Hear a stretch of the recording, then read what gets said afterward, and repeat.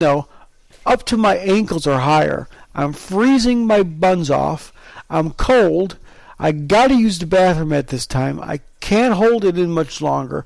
I mean, excuse my French, and this is not really a dirty thing, but my bladder started to hurt bad. And the devil was attacking me, period. I got on the bus, and I said, thank God you're here. I said, I'm cold, and I gotta use the bathroom. And he says, it won't take long to get to Gratiot, which it didn't. It didn't take long to get to where I was going, actually. And so I'm driving down the road, and I noticed that we are hitting Utica Road. I can see it in the distance, Utica Road in Roseville, Michigan. And I think to myself, church is having their Destiny School of Ministry. I can use the bathroom there. And then when I get there, they should be having chapel at 7. So I can make it just in time. You know, maybe a little tad, 2, 3, 4 seconds late, 5 seconds late for chapel. But I can go to chapel, I can get some Jesus in me, and everything will be just fine. So I get to chapel, and I'm staying there in chapel. Well, I'm standing in the church talking to Dr. Hoger after using the bathroom. And I say, hey, Dr. Hoger, how you doing? Because he's a good friend of mine. Dr. Hoger LaFriends and Dr. Rose LaFriends are the two people who run the Destiny Christian University at Evangel Christian Churches. Feel free to call them for any information if you want to know about going and getting a degree, a biblical degree in the Bible, which there's several different things. There's the Bible Institute, the API, Apostles and Prophets Institute. There's the Worship Arts Institute, which I actually got my degree from, associate's degree. There is the how do I say it? The counseling degree, the Christian counseling degree, and there is the money management degree. There's so many stuff that you can get over in there, and each class is 190, as far as I remember right now, 190 per quarter, and each quarter has 4 classes, 8 weeks long. I do believe so. So the number you can call them is 1-586-773-6568. Again, it's 586-773-6568. So go into the Evangel and go and call them and get some information for yourself. Get some information about the worship arts and all the other degrees that you can, and all the other different classes and schools you can take. So to finish my story, and then we got to get into the announcements. I totally forgot to. But to finish my story, I get to church, I'm talking to Dr. Hoger, and he says, well, he goes, Andrew, he goes, I'm sorry that you're frustrated and mad and all this. He goes, but there's a reason why God wanted you here tonight for chapel. I said, absolutely. So I walk into chapel, and there's a lady talking about how she gave her last $75 to God, and she blessed God, and she gave into the offering, right? Then next thing she says is that somebody gave her a new car because she needed one. Even though she didn't have the money for it, she gave her last $75 to pay rent, to do whatever. Someone gave her a new car. She junked the old one. Someone gave her a new house. Gave her a house. She was homeless at one point. Someone gave her a house. And someone gave her a bed, and someone gave her this and that. And so she was blessed because she gave out of her lack. The Bible says that when you give out of your lack, not your abundance. There was a rich man who gave a bountiful amount. And there's the old lady who gave her last mite. Who gave more? And the Bible says the old lady did, because she gave out of her lack, not her abundance. Just a quick piece of trivia before I finish my story. I'm almost done. How much do you think a mite's worth? This is a funny story, too. I looked it up. It's worth half a cent. And one day in my driveway, God showed me. He gave me a mite. There was a penny literally severed in half. Literally severed in equal half. I don't know where the other half went, but it was severed in half. It was the strangest thing, but it was a mite severed in half. It was a penny just cut in half somehow, but it was a mite. It was half a cent. So to finish my last story I was telling you about, as I get there, he says God might be, God has you here for a reason. So I get in there. She talks about giving her money. She's being blessed as she gave her last $75. And I'm standing there listening to her say that she gave her last $75 and how that she didn't have the means to, she wouldn't be able to eat for the week, and she wouldn't be able to eat for the month, and wouldn't be able to pay rent, and blah blah blah. People kept blessing her, even gave her money for her rent. But the gist of her story is when you give out of your lack, God will give to you your abundance. So when you give out of your abundance, when you have all that money, you go to God and say, I have $100,000. Here's $2,000, Lord. That's great. God's going to use it for the ministry in the first place. But when you give out of your lack, out of your abundance, here's $2,000 because I have it to give to you. Or when you say, Lord, here's my last dollar bill. I have no more money left. I'm going to be broke. Here, use it, Lord. That's even better because you gave out of your lack, not your abundance. But to finish my story, I'm standing there at this time, and I'm talking to God. Me and God are having a full conversation. And God says to me, He says, why don't you give in the offering? I said, Lord, I can't give in the offering. I don't have nothing. He says, yes, you do. He says, you have your pocket change. I pulled it out, counted, it was 35 cents. I said, God, what can you do with 35 cents? So he counteracted me. He says, what can you do with it? I said, nothing. I can't even buy a hamburger with 35 cents or get a drink anywhere. He says, well, give it to me. And I kept saying, what can you do with 35 cents, Lord? He asked me again, what can you do with it? And I said the same thing, nothing. So I took an envelope, I stuffed it in there real mad. I slicked the envelope and I sealed it, and I took the offering plate and I slammed it in there. I grit my teeth and I buried it kind of situation.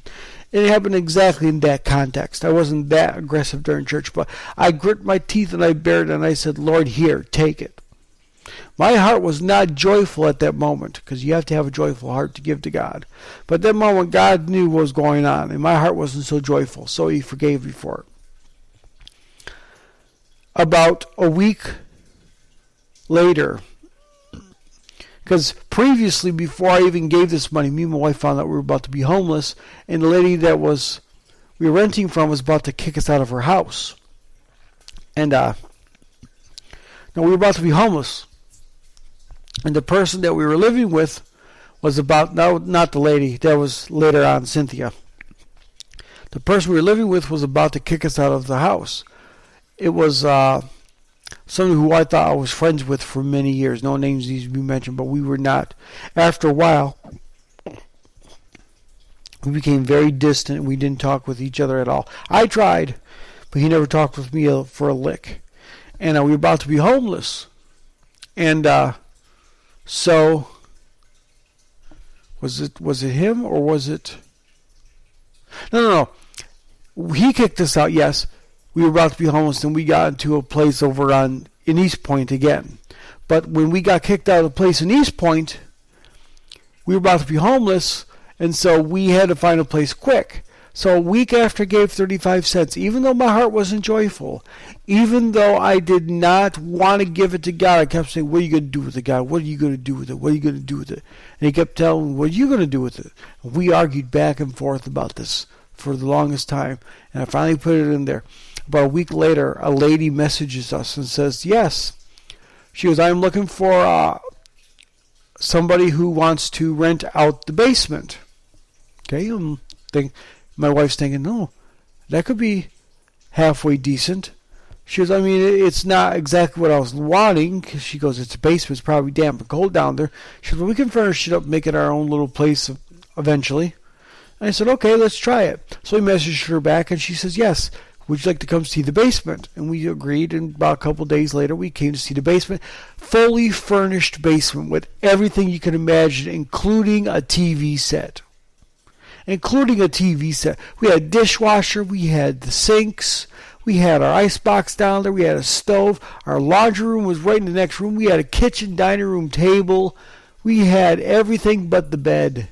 We had a chair to sit in and everything. We had the comforts of home in this basement, and it had carpet and everything. I mean, this place, and tile was in the kitchen. It was absolute gorgeous. We had a little bar right next to our kitchen sink. We didn't serve any alcoholic drinks anyways. The only drinking I do is getting drunk in the spirit. But we had everything we could want. Bar stools so people could sit down and enjoy company. We had everything. Everything. And I thought back to myself, said, well, I said, I guess God really did do something with my 35 cents, did he? After I argued with him for so many times about giving him 35 cents, what you going to do with it? Then he said, what are you going to do with it? And then we finally gave it to him. Even though I was begrudging, God knew what was going to happen. And off my 35 cents that I gave to God that day, even though my heart wasn't cheerful, he gave us a fully furnished basement that we can afford at $500 a month with no utilities for 35 cents. 35 cents. Think about that, guys. And then about a year after our lease was over, almost, actually it was over a year, about a week or two after our lease was over, I was talking to God again, and God said, you want to see another 35-cent miracle? And I said, yeah.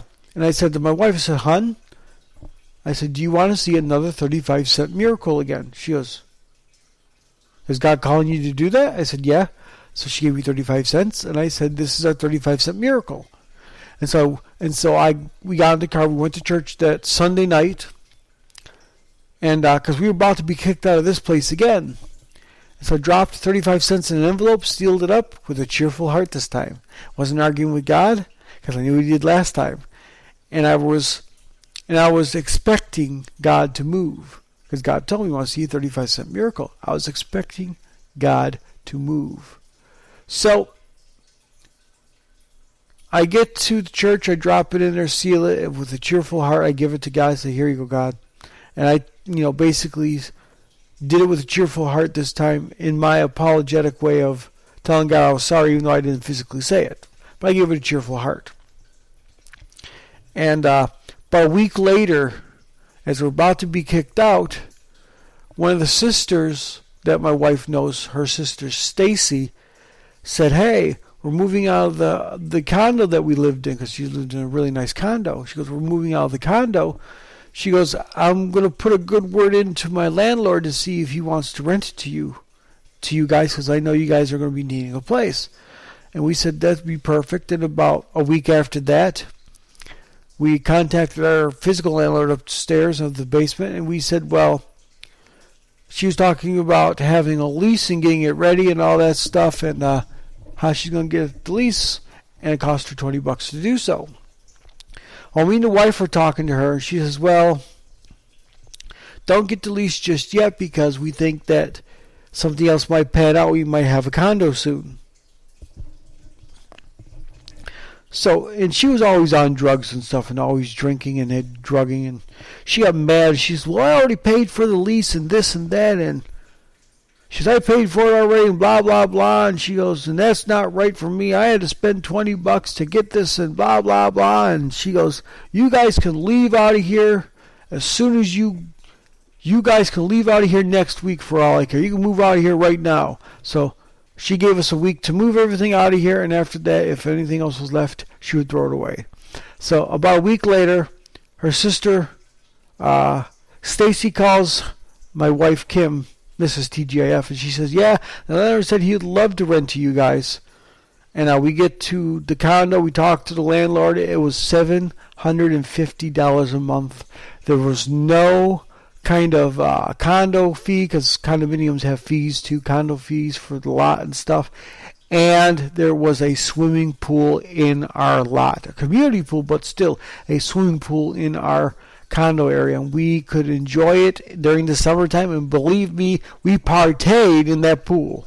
We partayed so hard that we had a blast. And so, see, just because I was telling the story about my 35-cent miracle, and when you give it a cheerful heart, God will give back to you. Okay, that's great. That's all good when you give with a cheerful heart, and that's good that you give to God. It's good that you offer up a seed to God. But when the only thing that you speak about is how your seed's going to multiply your blessings, how your seed's going to multiply your blessings,